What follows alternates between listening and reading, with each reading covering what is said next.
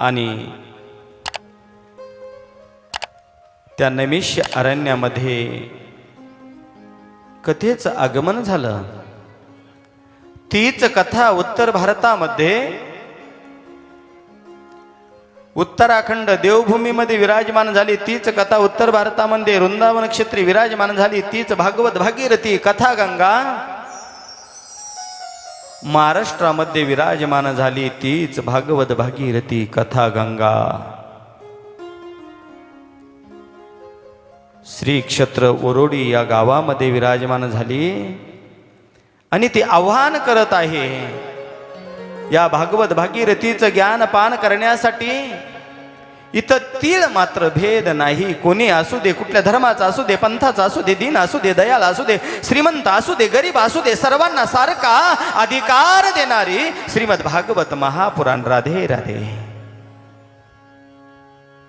सुमधुर गोड अमृताप्रमाणे असणारी कथा म्हणजे श्रीमद भागवत महापुराण। तीच कथा आपल्या या ओरोडी गावामध्ये विराजमान झाली। आव्हान करत आहे ती या कोणी या, कुठल्या धर्माचं या, पंथाचं या, दीन या, दयाळ या, श्रीमंत या, गरीब या, वर्णन करतात ना महाराज। सकळासी येथे आहे अधिकार, कलियुगी उद्धार हरीच्या नामे। भगवंताच्या कथेने कलियुगामध्ये आपला उद्धार होतोय। एकूण युग आहे 4, सत्य, त्रेता, द्वापार आणि कलियुग।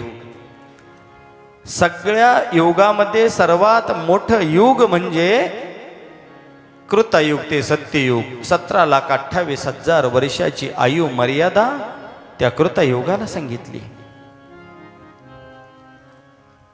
कृतयुगानंतर त्रेतायुग 12,96,000 वर्षाचं, आयु मर्यादा 10,000 वर्ष। त्रेतायुग संपलं। द्वापार युग आयु मर्यादा 8,64,000 वर्ष। माणसाला आयुष्य 1,000 वर्ष। कलियुग 4,32,000 वर्ष कलियुगाला आयु मर्यादा आणि माणसाला आयुष्य 100 वर्ष। सत्ययुग 17,28,000, त्रेतायुग 12,96,000, द्वापार युग 8,64,000, कलियुग 4,32,000। नैमिष्य अरण्यामध्ये कथा सुरू असताना अनेकांनी आपला उद्धार करून घेण्यासाठी भगवंताच्या नामस्मरणामध्ये, भगवंताच्या चिंतनामध्ये, भगवत भक्तीमध्ये तल्लीन झाले। जसा वेळ मिळाला तसं भगवंताची सेवा करू लागले। जगताच्या बाबतीमध्ये जर विचार केलात ना दादा, सगळं जग त्या देवाच्या शोधात आहे। संन्यासी घ्या, देवाच्या शोधात, ब्रह्मचारी घ्या, देवाच्या शोधात, ग्रस्ताश्रमी घ्या, देवाच्या शोधात, वानप्रस्थी घ्या, देवाच्या शोधात, सगळं जग त्या भगवंताच्या शोधात आहे।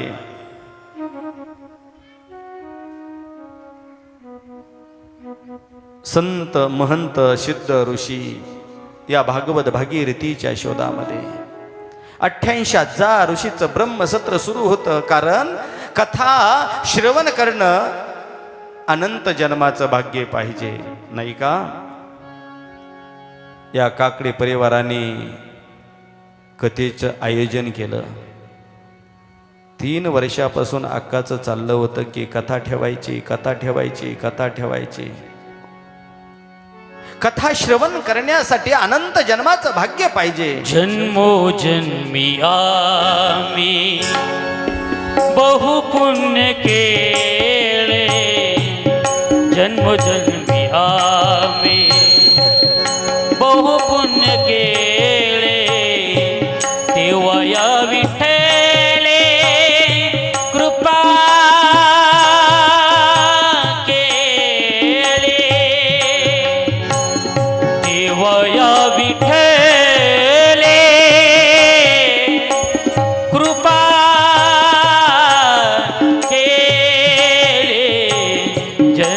जन्मी आम्ही बहुपुण्य केले जन्मोजन्मी आम्ही बहुपुण्य केले जन्मोजन्मी जन्मोजन्मी आम्ही.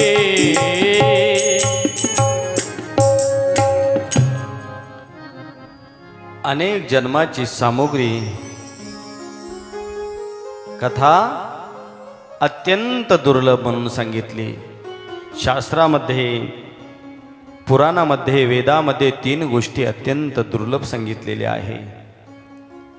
मुमुक्षुत्व दुर्लभ आहे,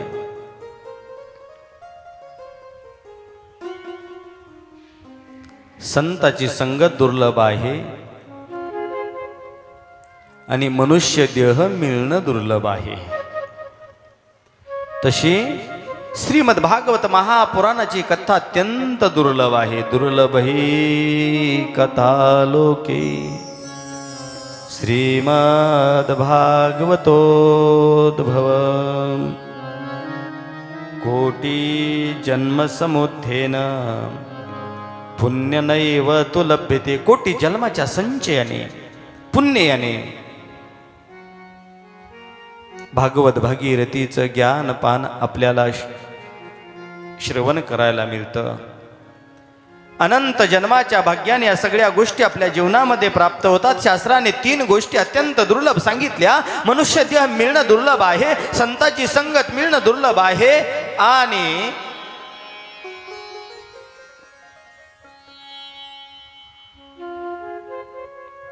भागवत भागीरथी अत्यंत दुर्लभ सांगितलेले आहे.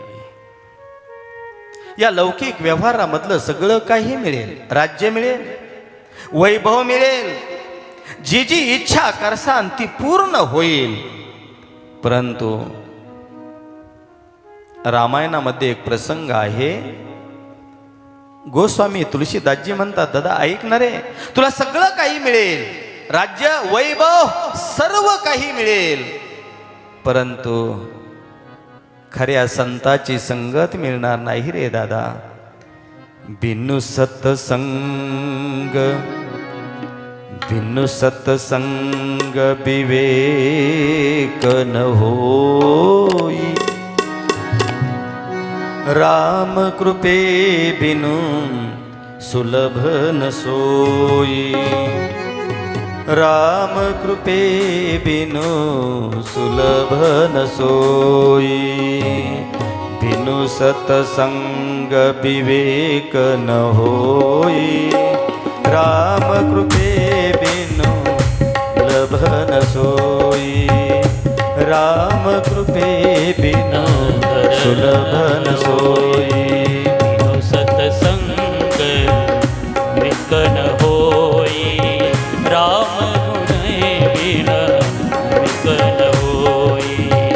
राम बिन विवेक न होई. सर्व मिळेल दादा, सर्व मिळेल जीवनातलं. सर्व राज्य, वैभव, आयुष्य, संतती, संपत्ती सर्व काही मिळेल. परंतु ते म्हणतात ना, लौकिक व्यवहारामधलं सगळं काही मिळेल, सर्व काही मिळेल, परंतु संताची संगत मिळणार नाही. अत्यंत दुर्लभ म्हणून सांगितले.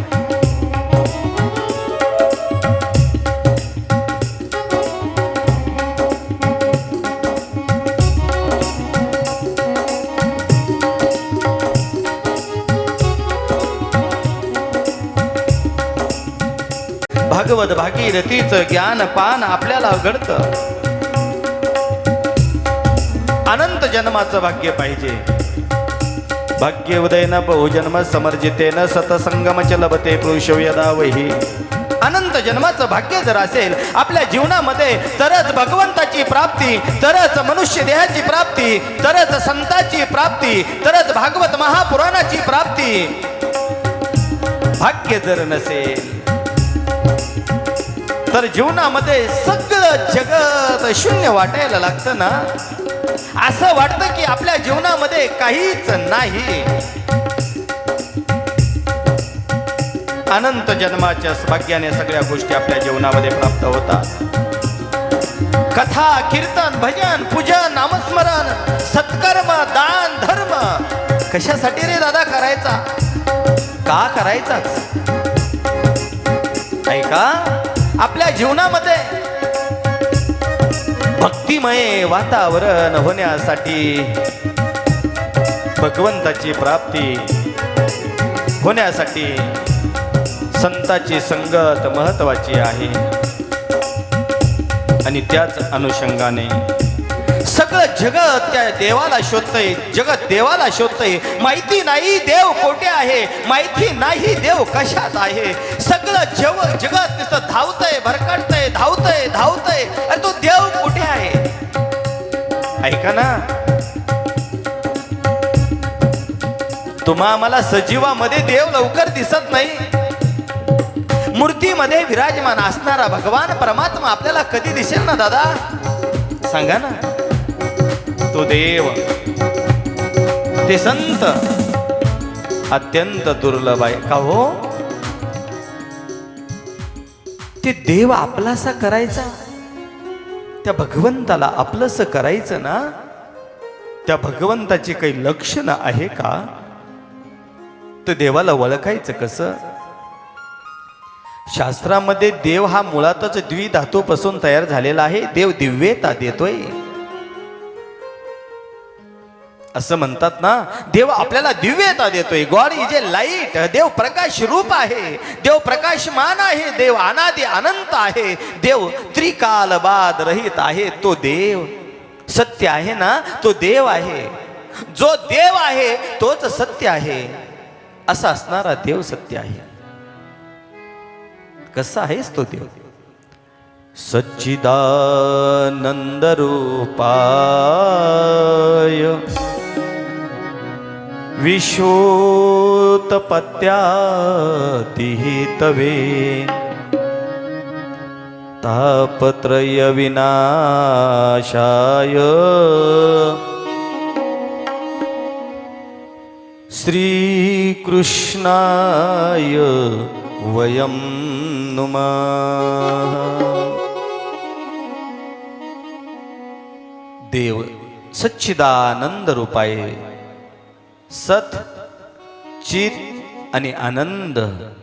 देवाला सत्य म्हटलेलं आहे. सत्य का म्हटलं? देव हा त्रिकालबाद रहित आहे. तिन्ही कालामध्ये त्या भगवंताचा नाश होत नाही, म्हणून तो देव सत्य आहे ना दादा. त्रिकालबाद रहित म्हणून तो देव सत्य आहे. सत्यम शिवम सुंदरम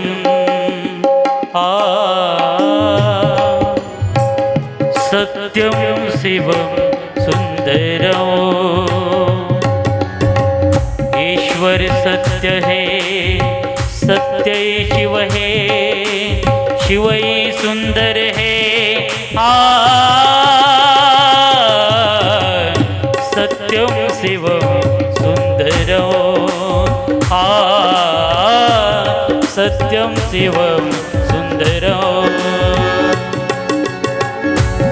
रामा भद्र में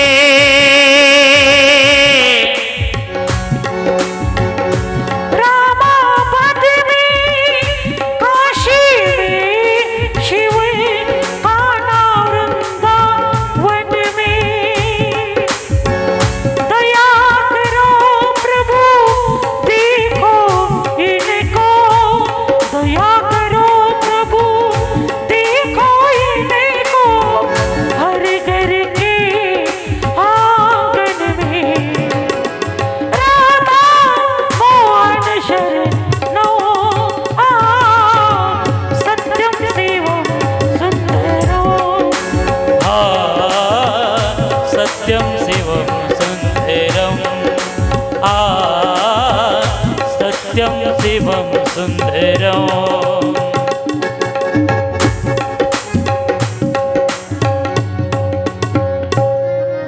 सत्य आहे देव, सत्य. म्हणून त्या देवाला सत्य म्हटलेलं आहे. जो सत्य आहे ना तो देव आहे.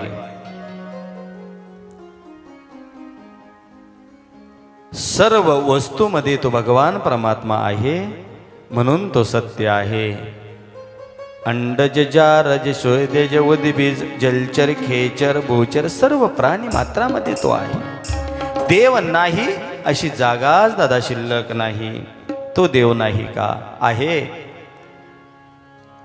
स्त्रीमध्ये आहे, पुरुषामध्ये आहे, जडामध्ये आहे, चेतनामध्ये आहे, जलचरामध्ये आहे, खेचरामध्ये आहे, भूचरामध्ये आहे. सर्व प्राणी मात्रामध्ये तो भगवान परमात्मा विराजमान आहे असं वर्णन करतात. सर्वस्य चाहं हृदि सन्निविष्टो मतस्मृतिरज्ञानमपोहनं च. सर्वांच्या हृदयामध्ये असणारा तो भगवान परमात्मा. सर्वस्य चाहं हृदि सन्निविष्टो मतस्मृतिरज्ञानमपोहनं च वेदेची सर्वे रहमे वेदांत कृते देवे देवचाम. या उक्तीप्रमाणे तो भगवान परमात्मा, तो ईश्वर, तो देव सर्वांच्या हृदयामध्ये तो विराजमान आहे. मग असा असणारा सच्चिदानंद रूपाय सत म्हटलेला आहे. सत्पदते ब्रह्म, चिद्द पदते माया, आनंद पदते जया, मनते हरी. ऐसा असा असणारा देव सत्य आहेच.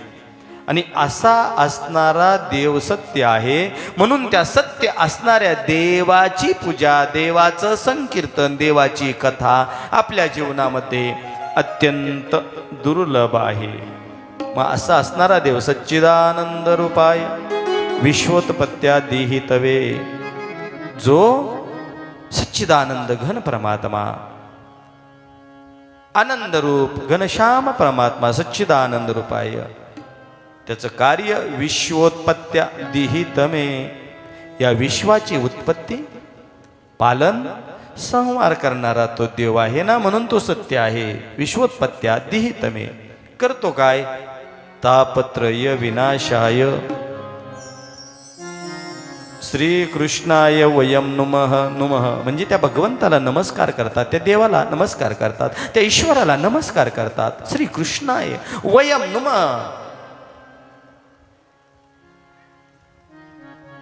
विश्वोत्पत्त्या, विश्वाची उत्पत्ती, पालन, संहार करणारा तो देव आहे. एकाकडं कार्य आहे या जगाची उत्पत्ती करणे, दुसऱ्याकडं कार्य आहे जगाचं पालन करणे, तिसऱ्याचं कार्य आहे की या जगताचा संहार करणे.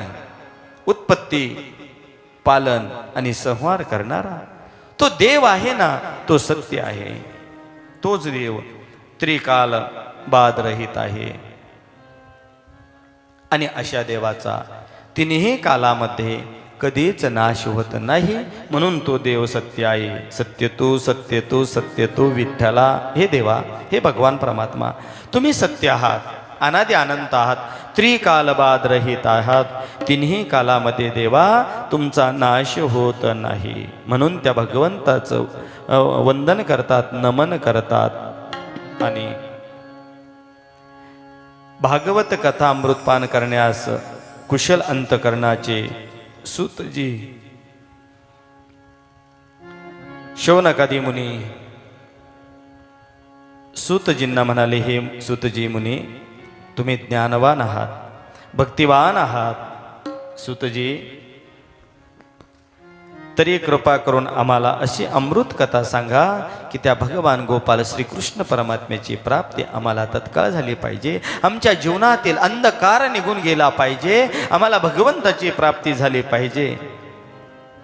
त्यावेळेला सूतजी म्हणाले, शौनक, तुमच्या चित्तामध्ये सतत भगवंताचे नामस्मरण आहे ना?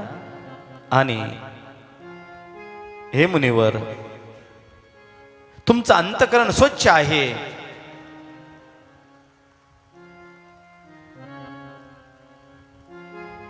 अखंड प्रेमधारा त्या भगवंताची तुमच्या अंतकरणामध्ये आहे. ती कथा मी सांगतो. त्या कथेला प्रारंभ करतात. शौनकाद्या दिवशी विचारत असताना सूतजी म्हणाले, ही कथा पहिल्यांदा कोणी कोणाला सांगितली ते तर समजून घ्या. सांगू लागले, श्री नारायणाने ब्रह्माजीला सांगितली, ब्रह्माजीने देवर्षी नारदाला सांगितली, नारदांनी व्यासांना सांगितली, व्यासजीने शुकदेवाला सांगितली, शुकदेवाने राजा परीक्षितीला सांगितली, राजा परीक्षितीच्या माध्यमातून तुमच्या आमच्या उद्धारासाठी सर्व जगाला कळाली. आणि राजा परीक्षितीनं कथा श्रवण केली. बस राजा परीक्षितीच्या चिंतामध्ये एकच, भगवंताची प्राप्ती कशी होईल, भगवंताची प्राप्ती कशी होईल. नैमिष्य अरण्यामध्ये कथा सुरू होती.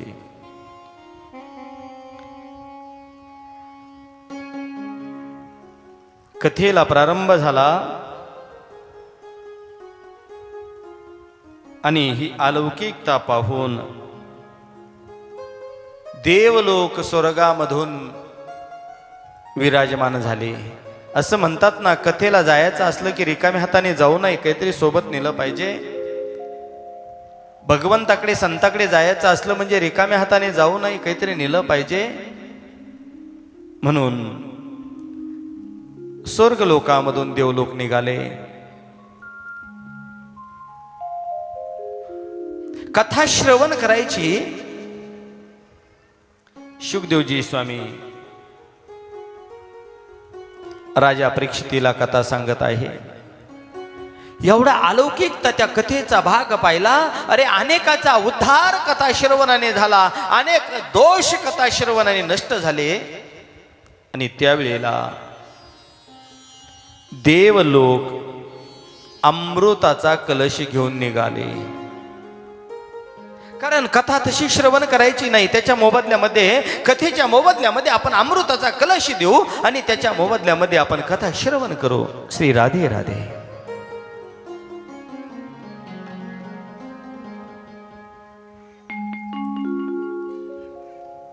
शुकदेवाच्या ज्ञान मंदिरामध्ये आगमन झालं देवलोकांचं. हातामध्ये अमृताचा गडवा, अमृताचा कलश हातामध्ये घेतलेला. नतमस्तक झाले, दर्शन घेतलं आणि सांगितलं, हे मुनिवर, आम्हाला ही कथा श्रवण करावी वाटते, पण आम्हाला माहिती आहे की कथेला रिकाम्या हाताने जाऊ नाही, आम्ही कथा तशी तुमची श्रवण करणार नाही. मग हे बघा, आम्ही अमृताचा गडवा आणला, अमृताचा कलश आणला आणि अमृत भरलेला गडवा आम्ही तुम्हाला देतो. त्याच्या मोबदल्यामध्ये आम्हाला श्रीमद भागवत कथा सांगा. शुकदेवजी स्वामी होते ते. शुकदेवाने सांगितलं, वर बघितलं, इकडे बघितलं, डावीकडे बघितलं, उजवीकडे बघितलं आणि सांगितलं, रे रे अमृताच्या मोबदल्यामध्ये श्रीमद भागवत कथा तुम्ही क्षरण आले असते तरी तुम्हाला सांगितली असती, पण तुम्ही म्हणता की अमृताच्या मोबदल्यामध्ये आम्हाला श्रीमद भागवत कथा सांगा. त्यावेळेला शुकदेवाला राग आला. शुकदेवाने सांगितलं, जा, तुम्ही मूर्ख आहात, तुम्ही अभक्त आहात. अभक्ताला श्रीमद भागवत कथा श्रवण करण्याचा योग मिळत नाही, संधी प्राप्त होत नाही. का? श्रीमद भागवत कथा श्रवणासाठी अनंत जन्माचं भाग्य पाहिजे. अनंत जन्माच्या भाग्याने त्या भगवंताची प्राप्ती आपल्या जीवनामध्ये आपल्याला होते ना. अहो मुनिवर, हे अमृताचा कलश घ्या, गडवा घ्या, याच्या मोबदल्यामध्ये आम्हाला श्रीमद भागवत कथा सांगा. शुकदेवजी स्वामीला राग आला. शुकदेवजी बोलू लागले, देवलोक म्हणतात ऐकलंच आम्ही, कथा श्रवणाने राजा परीक्षितीला मुक्ती प्राप्त झाली. हे मुनिवर, आम्हाला कथा सांगा ना. शुकदेवाने सांगितलं, तुम्ही अभक्त आहात, कथेची आणि तुमच्या अमृताची तुलना तुम्ही करू नका. अमृताच्या तुलनेच्या फार पुढे असणारी ती श्रीमद भागवत कथा आहेस. शुकदेवजी स्वामीचे उद्गार आहे, को सुदा को कथा लोके को काच को मनीर्मह ब्रह्म रातो विचार्यम.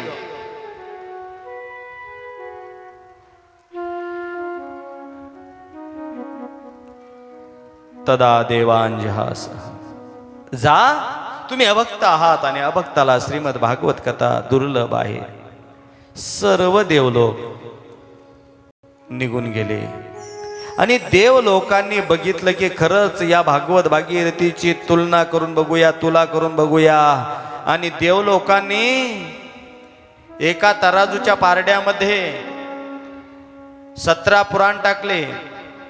ब्रह्म पुराण, लिंग पुराण, शिव पुराण, मार्कंडे पुराण, गरुड पुराण, पद्म पुराण, 17 पुराण टाकले ना 18वं पुराण फक्त एका तराजूच्या पारड्यामध्ये ठेवलं. दुसऱ्या त्या ज्या तराजूच्या पारड्यामध्ये 17 पुराण ठेवलेले होते त्याच्यामध्ये ऋग्वेद टाकला, यजुर्वेद टाकला, अथर्ववेद टाकला, सामवेद टाकला, 6 शास्त्र टाकले. न्याय, सांख्य, योग, वैशेषिक, पूर्व मीमांसा आणि उत्तर मीमांसा.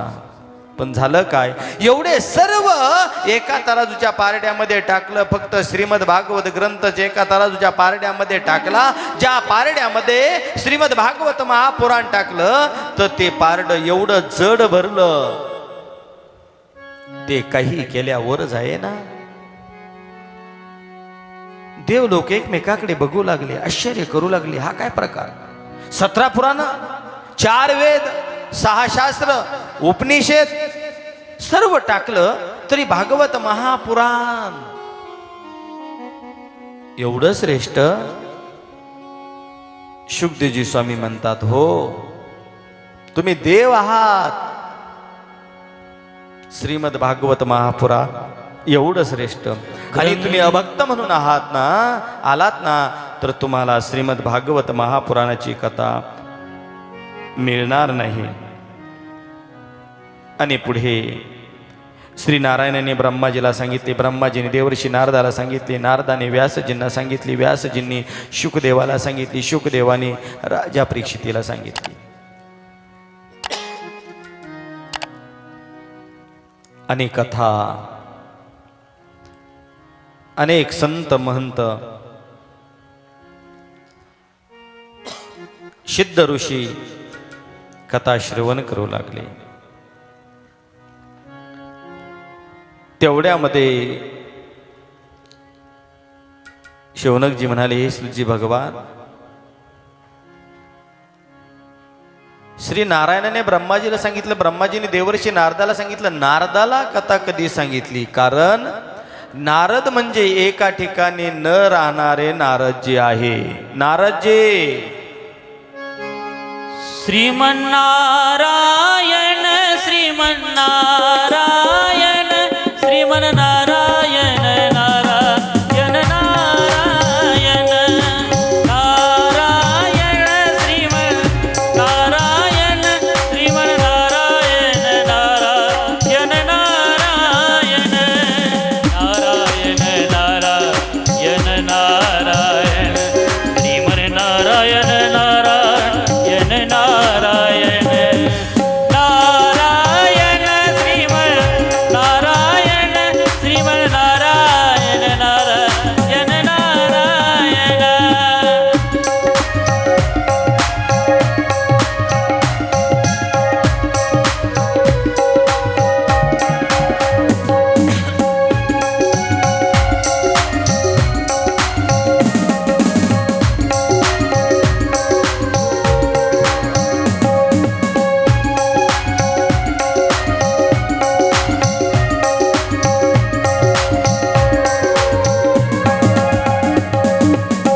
नारायण नारायण नारायण श्रीमन्नारायण नारायण नारायण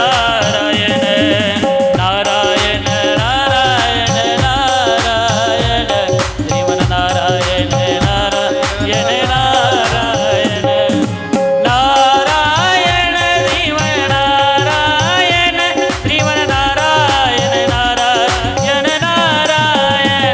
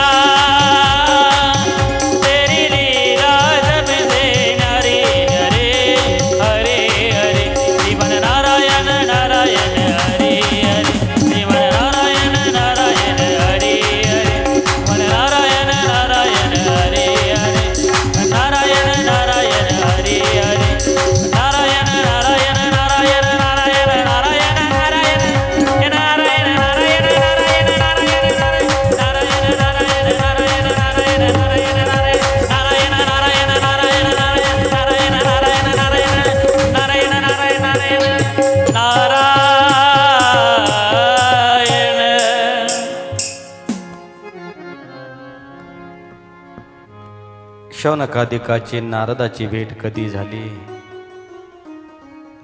आणि ही श्रवण करण्याची गोडी त्यांना कशी उत्पन्न झाली. सूतजी म्हणाले, हे शौनकजी, एक वेळेला बद्रीनारायण क्षेत्री ब्रह्माजीचे हे 4 मानसपुत्र सनक, सानंद, सनातन आणि सनत कुमार, हेला सनकादिक असं म्हणतात. त्यांची भेट कधी झाली? बद्रीनारायण क्षेत्री झाली. आणि नारदांकडे बघितलं, नारदांच्या चेहऱ्यावरती उदासीनता दिसू लागली. शौनकादिकांनी विचारलं, नारदजी एवढे उदासीन का, चिंतातुर का, एवढ्या घाईने आपण कुठे चाललात, ओ कोठून आलात? हे असे आपल्यासारख्याच्या आसक्तीरहित महापुरुषालाही शोभत नाही. कशाची चिंता करता तुम्ही? सतत भगवंताच्या नामस्मरणामध्ये राहणारे तुम्ही उदासीन का, चिंतातुर का? नारदाने सांगितलं, हे मुनिवर, मी पुष्कळ फिरलोय. हरिक्षेत्र, श्रीरंग, शेतुबंध, कुरुक्षेत्र, सर्व तीर्थामध्ये मी भ्रमण केलं, परंतु माझ्या मनाला समाधान प्राप्त करून देणारी कुठेच मला समाधान वाटेना.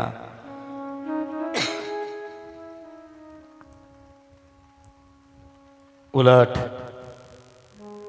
फिरत असताना ते नास्तिक लोक आस्तिकांना त्रास देत होते. खोटं राजचिन्ह धारण करून मी राजा आहे बिरवत होते. लबाड सांगून मी काही वेगळं आहे हे सांगत होते. नारदजी म्हटले, हे मुनिवर, इथे आता सत्य, तप, पावित्र्य, दया, दान राहिलं नाही. प्रत्येक जण व्यस्त आहे. सत्यम नासती तपः, इथं सत्य नाही.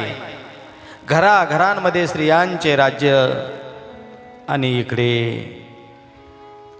कल्लाहा, धनाने अत्यंत लोभी झालेले माणसं.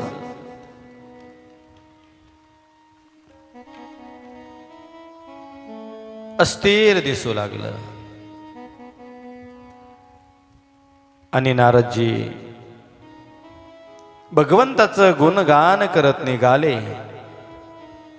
श्रीमन्नारायण नारायण नारायण, श्रीमन्नारायण नारायण नारायण, लक्ष्मी नारायण नारायण नारायण, भक्ती महाराणी ज्ञान आणि वैराग्य, नारायण, भक्ती महाराणी ज्ञान आणि वैराग्य.